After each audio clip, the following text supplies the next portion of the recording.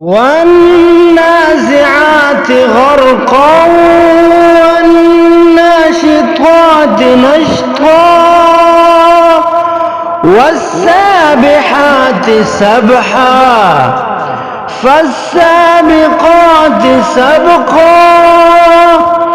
فالمدبرات أمرا يوم ترجف الراجفة تتبعها الرادفة قلوب يومئذ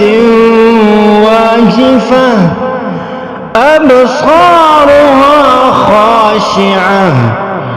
يقولون إنا لمردودون في الحافرة أإذا كنا عظاما نخرة قالوا تلك إذا كرة خاسرة فإنما هي زجرة واحدة فإذا هم بالساهرة هل أتاك حديث موسى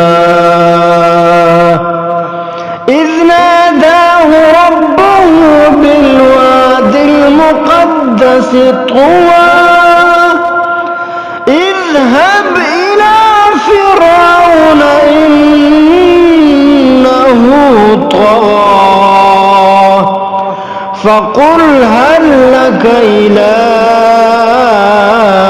أن تزكى وأهديك إلى ربك فتخشى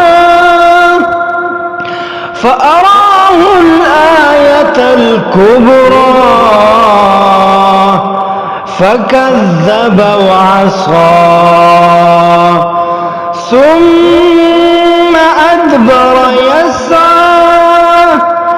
فحشر فنادى فقال أنا ربكم الأعلى فأخذه الله نكال الآخرة والأولى إن في ذلك لعبرة لمن يخشى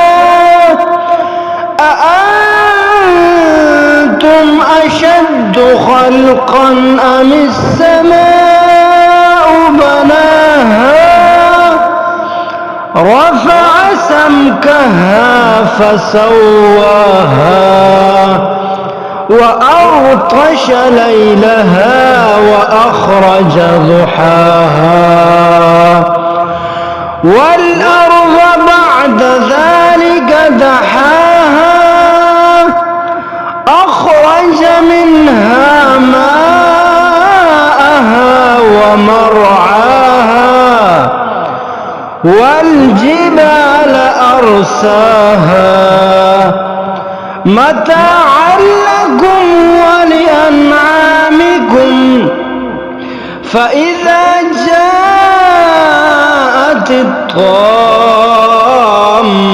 الكبرى يوم يتذكر الإنسان ما سعى وبرزت الجحيم لمن يرى فأما من طغى وآثر الحياة الدنيا فإن الجحيم هي المأوى وأما من خاف مقام ربه ونهى النفس عن الهوى فإن الجنة هي المأوى يسألونك عن الساعة أيان مرساها فيما أنت من ذكراها منتهاها إنما أنت منذر من يخشاها كأنهم يوم يرونها لم يلبثوا إلا عشية أو